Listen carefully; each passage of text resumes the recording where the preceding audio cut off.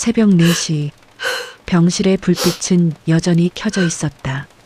나는 병상 옆 의자에 앉아 하얗게 질린 엄마의 얼굴을 바라보고 있었다. 심장 박동기의 삑삑 소리만이 이 공간을 지탱하고 있었다. 엄마는 6회째 이 병원에 있었다. 심장 수술 이후 한 번도 완전히 깨어나지 못했다. 나는 매일 이곳에서 하루를 시작하고 또 끝냈다. 처음엔 버틸 수 있었다. 조금만 더 하면 괜찮아질 거야. 그 믿음 하나로 나는 퇴근 후 택배 상하차를 하고 새벽엔 편의점에서 일을 했다. 하지만 6년이라는 시간은 믿음보다 길었다. 월세는 밀리고 카드값은 눈덩이처럼 불어났다. 통장은 텅 비었다. 병원비 고지서를 받을 때마다 손이 떨렸다. 밀린 금액이 1,000만 원을 넘어섰다. 나는 원무과 창구 앞에서 조심스레 물었다. 조금만 기다려주시면 안 될까요? 직원은 딱딱한 목소리로 말했다. 보호자님, 저희도 더는 어려워요. 이번 달까지 정리 안 되면. 그 말이 끝나기도 전에 나는 병실로 도망치듯 돌아왔다. 엄마의 손을 잡았다. 차가웠다. 그래도 그 손을 놓을 수 없었다. 엄마, 나 더 이상 어떻게 해야 할지 모르겠어. 목이 메어 말이 이어지지 않았다. 내가 우는 걸 아는지 엄마의 손가락이 아주 미세하게 움직였다. 그 순간 숨이 막혔다. 엄마는 여전히 나를 붙잡고 있었다. 말 한마디 하지 않아도 그 존재만으로 내 삶의 이유였다. 하지만 현실은 잔인했다. 퇴근길마다 받는 대출 독촉 문자, 은행 통장 잔액 3,280원, 그리고 냉장고 속 텅 빈 반찬통. 나는 병실 창문을 바라봤다. 겨울비가 유리창을 때리고 있었다. 저 바깥 세상은 그대로인데 나만 시간이 멈춘 듯 갇혀 있었다. 그때 문득 문이 열렸다. 간호사가 들어와 말했다. 보호자님, 퇴원 계획은 언제로 하실 건가요? 나는 아무 대답도 하지 못했다. 퇴원이라니. 그건 곧 포기를 뜻했다. 간호사가 나간 뒤 나는 한참 동안 병실 문을 바라봤다. 그리고 마음속으로 중얼거렸다. 하느님, 제발 누군가 제게 손을 내밀어 주세요. 그날 밤 병원 복도 끝에서 누군가 나를 바라보고 있었다. 흰 조명 아래 정장 차림의 중년 남자. 낯익은 듯한 얼굴. 하지만 기억이 나지 않았다. 나는 잠시 시선을 피했다가 다시 고개를 들었다. 그때는 이미 그가 사라지고 없었다. 병원 복도 끝 자판기 앞 나는 미지근한 커피 캔을 쥐고 있었다. 잠을 못 자서인지 손끝이 떨렸다. 이게 몇 번째 밤인지 이제는 기억조차 나지 않았다. 수진 씨? 낯익은 목소리였다. 나는 깜짝 놀라 고개를 들었다. 정장 차림의 중년 남자가 서 있었다. 그 얼굴, 30년 전 봄, 내가 마지막으로 울며 돌아섰던 그날의 그 사람이었다. 정민 씨? 그는 조용히 미소 지었다. 그래요. 오랜만이네요. 그의 목소리는 여전히 낮고 따뜻했다. 하지만 그 눈빛엔 세월의 그림자가 짙게 드리워져 있었다. 여기서 뭐 일하세요? 응. 심장내과 쪽이에요. 부장으로 있어요. 나는 잠시 말을 잃었다. 병원 이름표에는 이정민 흉부외과라는 글씨가 새겨져 있었다. 내가 수없이 오가던 이 병원에서 그가 내 곁을 스쳐 지나가고 있었던 것이다. 정민은 조심스레 물었다. 어머니가 그분이 환자시죠?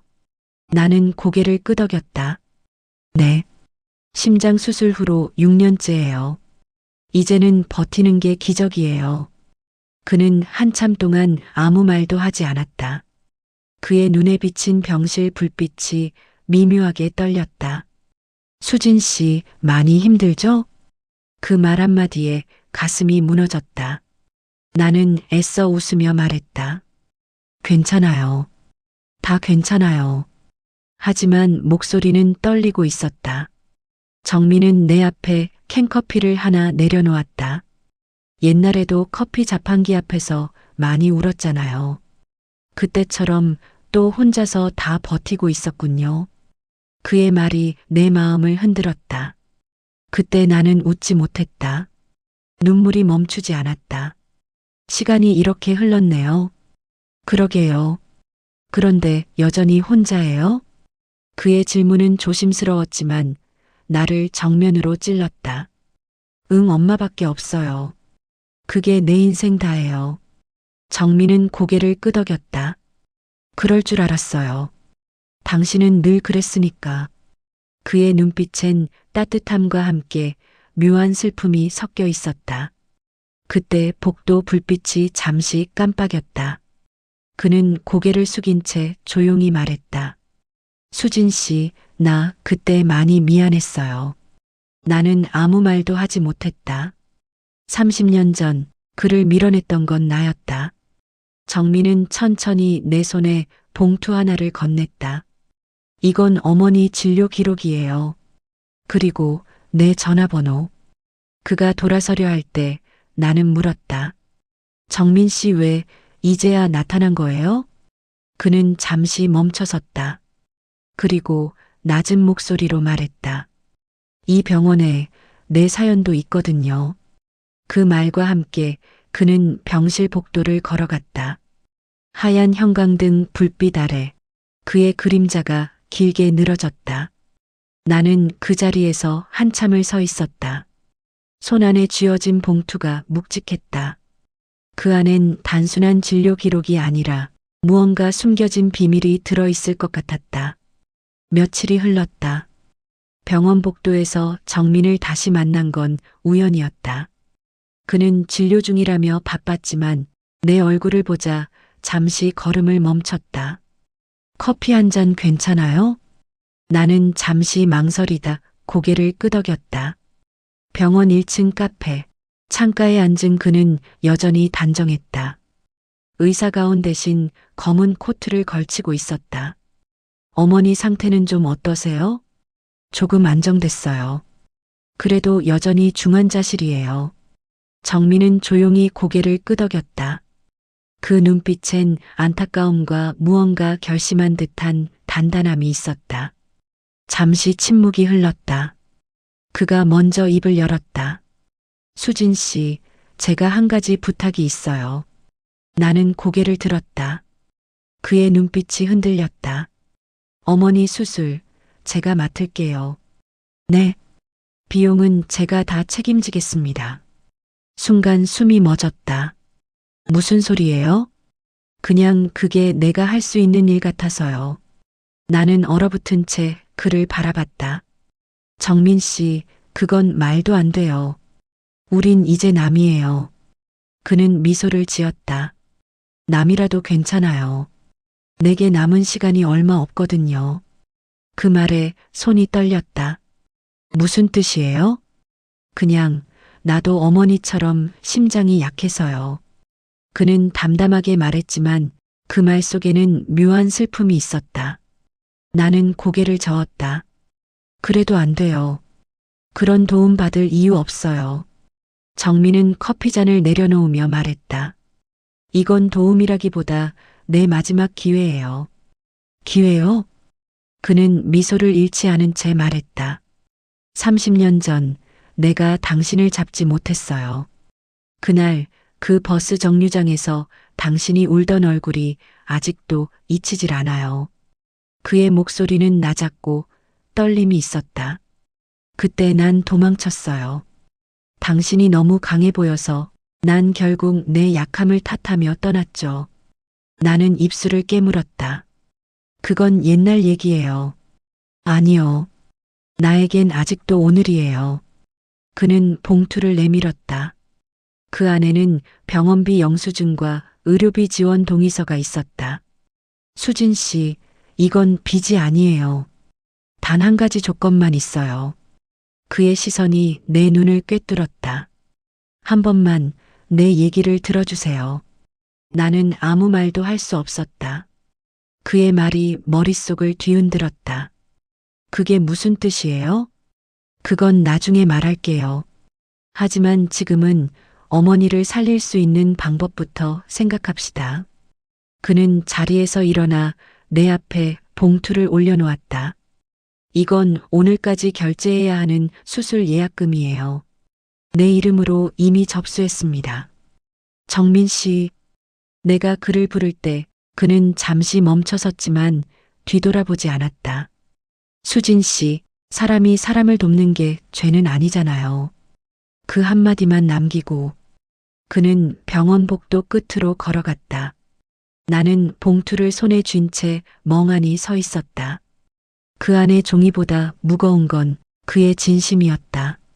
밤새 잠을 이루지 못했다. 병실 옆 의자에 앉아 있던 나는 손에 쥔 봉투를 계속 바라봤다. 하얀 봉투, 그 안엔 수술비 입금 확인서가 들어 있었다. 보내는 사람, 이정민. 나는 속으로 수십 번을 되뇌었다. 이건 안 돼. 받을 수 없어. 그런데도 손이 떨어지지 않았다. 창밖에는 빗방울이 떨어졌다. 비의 리듬에 맞춰 심장 박동기 소리가 잔잔하게 울렸다. 그때 병실 문이 열렸다. 정민이 들어왔다. 의사 가운 대신 검은 코트를 입고 있었다. 이 시간에 어떻게? 어머니 상태 확인 겸 잠시 들렀어요. 그는 침대 옆으로 다가와 엄마의 손을 조심스럽게 잡았다. 많이 약해지셨네요.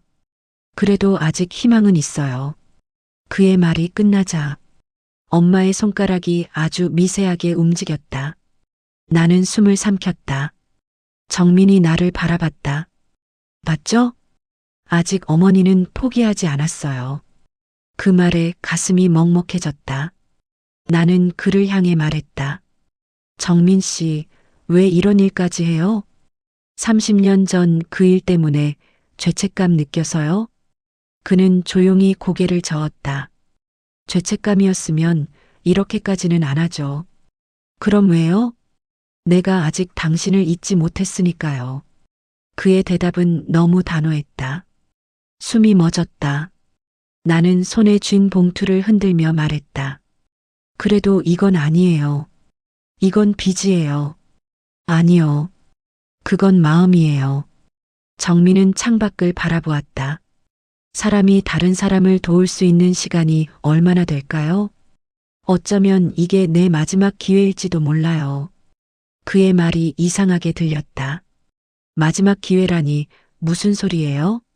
그는 대답하지 않았다. 대신 봉투를 다시 내 손에 쥐어주며 말했다. 수진 씨, 어머니는 기다려줄 시간이 많지 않아요. 이건 선택이 아니라 지금 해야 할 일이에요.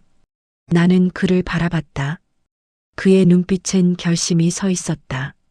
그런데 이상했다. 그의 손끝이 미세하게 떨리고 있었다. 얼굴빛도 창백했다. 정민 씨, 괜찮아요? 그는 억지로 미소를 지었다. 괜찮아요. 그냥 요즘 조금 피곤해서. 그 말이 끝나자 그의 손끝에서 피가 한 방울 떨어졌다. 나는 놀라 외쳤다. 손에서 피가 나요. 그는 휴지로 손을 닦으며 말했다. 괜찮아요. 오래된 상처예요. 신경 쓰지 마요. 하지만 그의 표정은 평온하지 않았다. 오히려 어딘가 체념한 사람 같았다. 그가 병실 문을 나서기 전 나는 그를 불렀다. 정민 씨, 왜 이렇게까지 해요? 그는 잠시 멈춰서서 짧게 대답했다. 그냥 이번엔 내가 지키고 싶어서요. 그가 떠난 뒤 나는 봉투를 가슴에 꼭 껴안았다. 심장이 요동쳤다. 그 말의 의미를 다 알 수는 없었지만 왠지 이 선택이 돌이킬 수 없는 일처럼 느껴졌다. 그날은 유난히 병원이 조용했다. 평소처럼 엄마의 손을 잡고 있던 나는 무심코 창밖을 봤다. 비가 내리고 있었다. 그런데 복도 쪽에서 들려오는 간호사들의 목소리가 이상하게 들렸다. 이정민 부장님, 오늘도 안 나오셨어요? 응, 지난주부터 결근이래. 본인도 환자였다던데. 무슨 말이에요? 심장 쪽 말기암이라던데. 그 말에 손에서 주사줄이 떨어졌다. 나는 얼어붙은 채 복도를 바라봤다. 말기암? 심장이 미친 듯이 뛰었다. 내가 알고 있던 정민의 피곤하다는 말, 창백한 얼굴, 떨리던 손끝, 모든 게 그 말 하나로 연결됐다. 나는 급히 간호사를 붙잡았다. 그분 어디 계신가요? 이정민 부장님, 퇴원하셨대요. 어제 새벽에. 퇴원요? 말없이 나가셨대요. 나는 믿을 수 없었다. 그가 떠났다고? 그토록 조용하게 아무 말도 없이? 숨이 가빠졌다. 나는 병원 기록실로 달려갔다. 관리 직원에게 간청했다. 이정민 환자 기록 혹시 볼 수 있을까요? 직원이 고개를 저었다. 그건 보호자 외에는. 그럼 제 이름으로라도 확인해 주세요. 제발. 그는 잠시 망설이다가 낮은 목소리로 말했다. 그분 이미 손 쓸 수 없는 상태였어요. 3기 심근암, 진행 속도가 너무 빨랐대요. 눈앞이 어두워졌다. 그가 했던 말들이 머릿속에서 메아리 쳤다. 이건 빚이 아니라 마음이에요. 어쩌면 이번이 내 마지막 기회일지도 몰라요.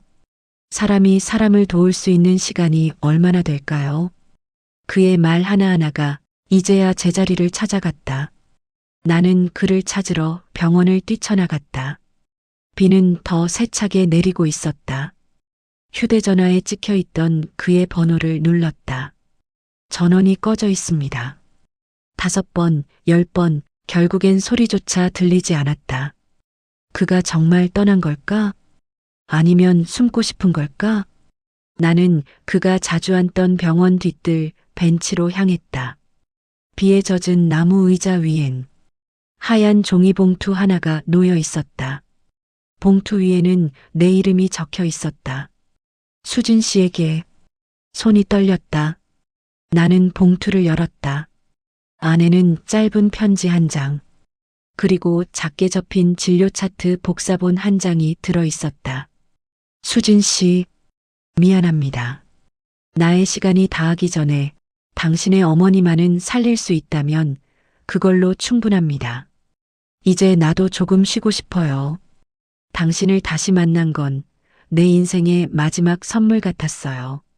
그날 버스 정류장에서 울던 당신의 얼굴, 내 머릿속에서 단 한 번도 사라진 적이 없습니다.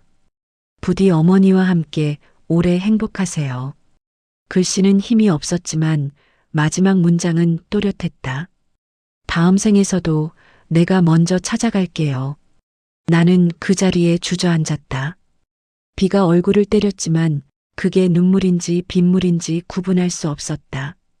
그의 편지는 젖어 있었지만 그 마음만큼은 또렷하게 남아 있었다.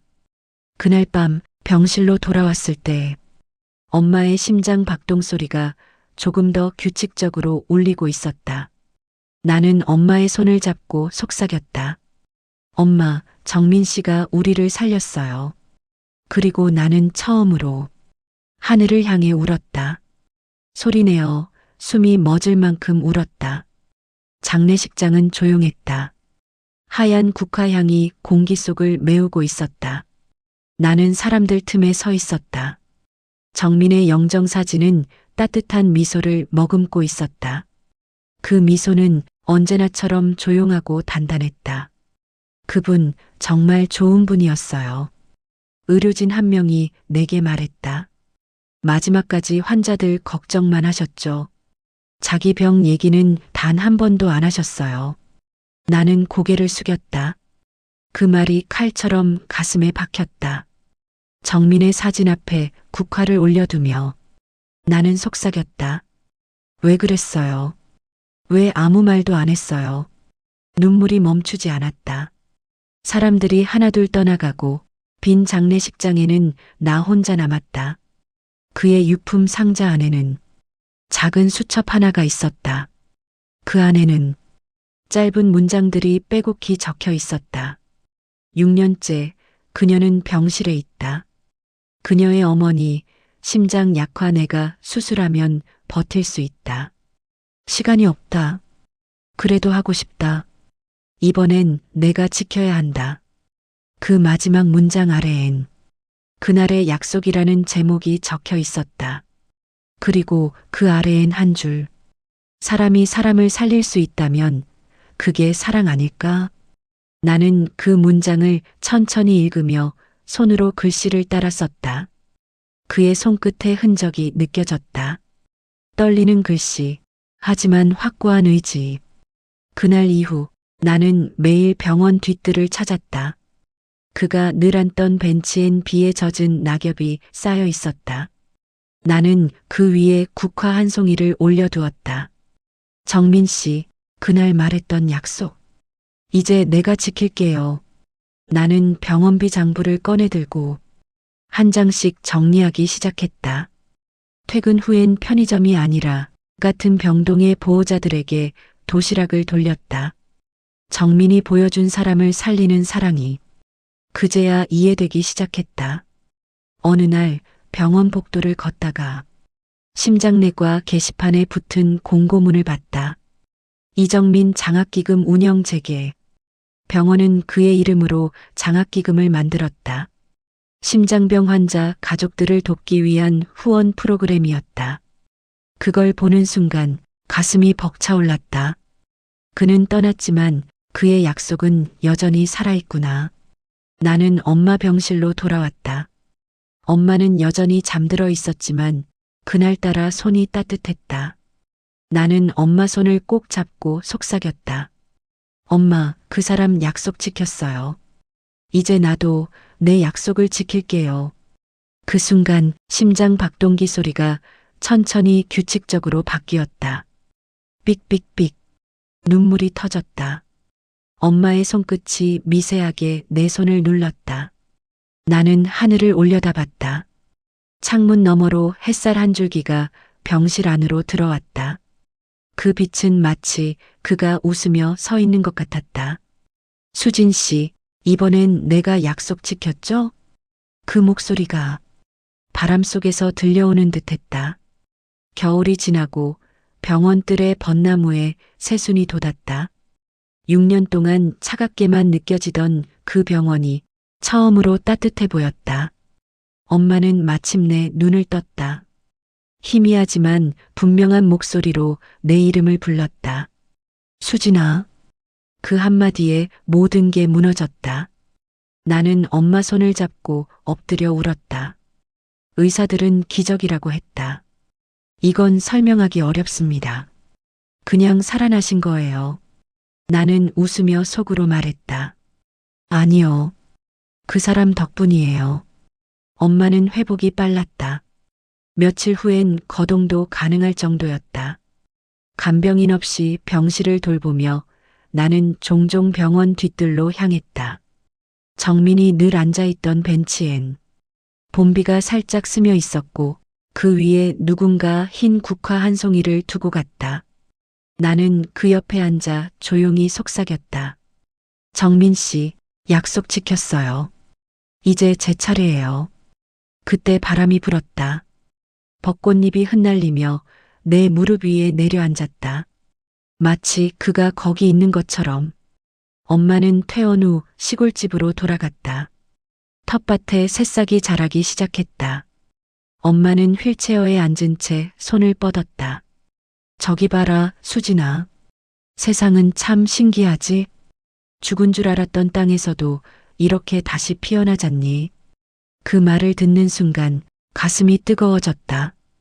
그래, 삶은 그런 거였다. 죽음과 이별 속에서도 누군가는 다시 피어나고 있었다. 나는 병원 장학기금 담당자에게 전화를 걸었다.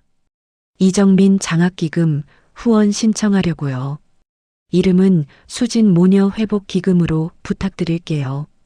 상대편은 놀란 듯 웃었다. 정말 감사해요. 그분도 분명 기뻐하실 거예요. 며칠 뒤 병원에서 연락이 왔다. 기증자 명단 정리 중인데요. 이정민 부장님이 남긴 서류에 기부 계승자 박수진이라고 되어 있네요. 나는 말을 잃었다. 그는 이미 알고 있었다. 내가 결국 이 길로 올 거라는 걸. 나는 서류를 들고 병원 정원으로 걸어갔다. 햇살이 부드럽게 쏟아지고 바람이 잎사귀 사이를 스쳐 지나갔다. 눈을 감자 그의 목소리가 다시 들려왔다. 사람이 사람을 살릴 수 있다면 그게 사랑 아닐까요? 그 말이 이번엔 다르게 들렸다. 이제는 아픔이 아니라 감사의 말로 들렸다. 나는 하늘을 향해 말했다. 정민 씨, 당신 덕분에 다시 봄이 왔어요. 바람이 내 머리카락을 스쳤다. 그 따뜻한 바람이 마치 그 사람의 손길 같았다. 병원 로비 한쪽 작은 액자가 벽에 걸려 있었다. 이정민 기념 장학기금 누군가의 생명을 이어주는 손길. 그 문구 아래 정민의 웃는 얼굴이 있었다. 그의 사진 앞에는 하얀 국화 한 송이가 놓여 있었다. 그리고 그 옆에는 작은 쪽지 하나. 당신 덕분에 우리 아이가 다시 걸을 수 있게 되었어요. 감사합니다. 나는 그 쪽지를 천천히 읽었다. 글씨는 떨렸지만 그 마음은 또렷했다. 그 사람의 이름이 누군가의 감사 속에 살아 있었다. 며칠 뒤 병원 자원봉사자 모임에서 연락이 왔다. 박수진님, 이번 달엔 후원자 대표로 감사패를 받게 되셨어요. 나는 놀라며 물었다. 저요? 왜요? 이정민 기금 운영에 꾸준히 도움 주셨잖아요. 그분이 남긴 기부금으로 지금까지 9명의 환자가 치료받았어요. 그 말을 듣는 순간 눈물이 고였다. 그의 이름이 누군가의 생명 속에 여전히 살아 있었다. 나는 조용히 말했다. 그 사람은 떠났지만 그의 마음은 계속 숨쉬고 있네요.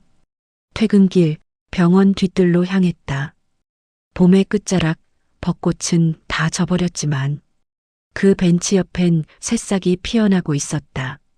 그 자리에 앉아 있자니 그날의 기억이 밀려왔다. 비에 젖은 벤치, 젖은 편지, 그리고 그가 남긴 마지막 한 줄. 다음 생에서도 내가 먼저 찾아갈게요. 나는 조용히 중얼거렸다. 정민 씨, 그 약속 잊지 않을게요. 그 순간 바람이 부드럽게 스쳐 지나갔다. 벚꽃잎이 아닌 푸른 잎사귀가 흔들렸다. 새로운 계절이 오고 있었다. 며칠 뒤 나는 병원 게시판에 새 글을 붙였다. 이정민 기금의 후원자 박수진님, 기부 감사드립니다. 그 옆에는 작은 문장이 적혀 있었다. 사람이 사람을 살릴 수 있다면 그건 기적이 아니라 사랑입니다. 그 문구 아래엔 정민의 사인이 있었다. 그의 글씨는 여전히 또렷했다. 나는 그 문장을 바라보며 속삭였다. 당신의 사랑이 아직도 사람을 살리고 있어요. 그날 밤 병원 복도를 지나 집으로 돌아가던 길, 유리창에 비친 내 얼굴 뒤로 잠시 그가 서 있는 듯한 모습이 보였다. 흰 가운, 따뜻한 미소. 나는 멈춰섰다. 정민 씨? 하지만 그가 있던 자리엔 그저 병원 불빛만이 반짝이고 있었다. 나는 미소 지었다. 이젠 그가 떠난 게 아니라 언제나 내 곁에 있다는 걸 알았다. 봄이 끝나갈 무렵 병원 근처의 공원에 벚꽃이 마지막 잎을 떨구고 있었다. 나는 엄마와 함께 천천히 그 길을 걸었다. 엄마는 여전히 약한 숨을 쉬었지만 그 표정은 오랜만에 평화로워 보였다. 수진아, 여기 예쁘다. 응, 엄마. 이 길 정민 씨가 좋아했어요. 항상 봄이면 꼭 한 번은 걷자고 했었대요. 엄마는 조용히 고개를 끄덕였다. 그분 참 고마운 분이네. 그 사람 아니었으면 나 지금 여기 없었을 거야. 나는 미소를 지으며 말했다. 응, 나도 그래요. 그 사람 덕분에 나도 다시 살아났어요. 공원 끝자락 낡은 나무 벤치 하나가 있었다. 그 위에는 흰 국화 한 송이와 작은 편지 봉투 하나가 놓여 있었다. 나는 엄마의 휠체어를 멈추고 그 봉투를 집어들었다. 박수진님께. 익숙한 글씨였다. 믿을 수 없었다. 봉투를 열었다. 안에는 단 한 줄의 문장만 있었다. 수진 씨, 약속했죠. 봄이 오면 다시 보자고. 숨이 막혔다. 편지는 오래된 듯 했지만 글씨는 아직도 선명했다. 나는 벚꽃잎이 떨어지는 하늘을 올려다봤다. 햇살 사이로 무언가가 흔들렸다. 하얀 가운 자락, 그리고 익숙한 실루엣. 정민 씨. 목소리가 새어나왔다. 엄마가 내 손을 잡았다. 맞지? 그 사람 지금 웃고 있네. 나는 고개를 끄덕이며 울었다. 눈물 속에서 그가 웃고 있었다. 바람이 불자 벚꽃잎이 흩날렸고 그 사이로 그의 모습이 서서히 사라졌다. 고마워요, 수진 씨. 이제 당신 차례예요. 그 목소리가 바람을 타고 흩어졌다. 나는 엄마 곁에서 천천히 일어섰다. 주머니에서 작은 봉투 하나를 꺼냈다. 그 안에는 이정민 기금 2차 기부금 영수증이 들어 있었다. 나는 벤치 위에 그 봉투를 올려두었다.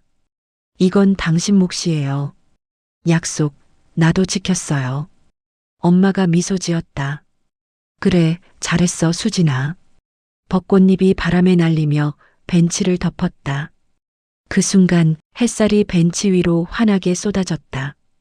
그 빛은 따뜻하고 부드러웠다. 마치 두 사람의 마지막 인사처럼.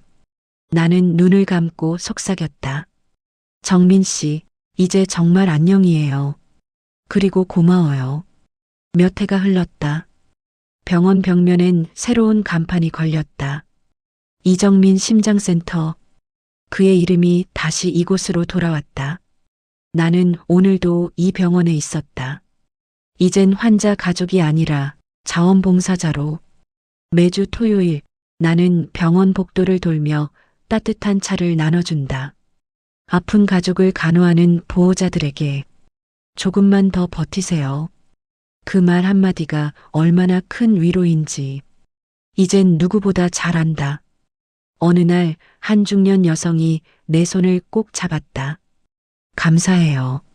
당신이 나눠준 차 덕분에 오늘 하루 버텼어요. 나는 미소를 지으며 말했다. 힘드시죠? 그래도요, 사람은 사람 덕분에 버텨요. 그 말이 입에서 나오자 문득 예전 정민의 목소리가 겹쳐 들렸다.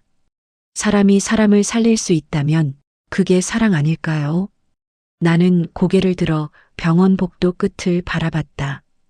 햇살이 흰 벽에 부딪혀 반사되고 그 빛 속에서 한 남자의 모습이 희미하게 겹쳐 보였다. 흰 가운, 온화한 눈빛, 그리고 익숙한 미소. 정민 씨. 그 이름을 부르자 빛이 한층 더 환해졌다. 하지만 그가 서 있던 자리는 다시 고요한 햇살로만 남았다. 그날 저녁 나는 병원 옥상으로 올라갔다. 노을이 천천히 물들고 있었다.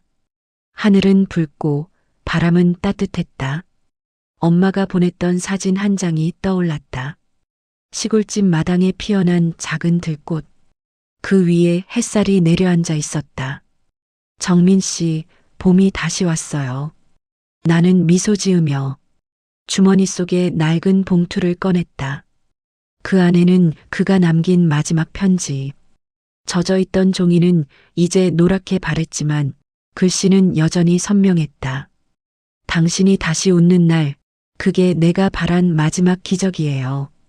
나는 그 문장을 천천히 읽었다. 그리고 하늘을 향해 말했다. 기적은 일어났어요. 이젠 나도 누군가에게 그 기적이 되고 싶어요. 노을빛이 병원 벽을 붉게 물들였다. 바람에 머리카락이 흩날리고 그 안에서 누군가의 웃음소리가 들린 듯했다. 그 웃음은 시간을 넘어 마음에 남았다. 그의 이름처럼, 그의 온기처럼. 며칠 후 병원 로비 한켠에 새로운 문구가 걸렸다. 이정민 심장센터, 사랑으로 이어지는 시간.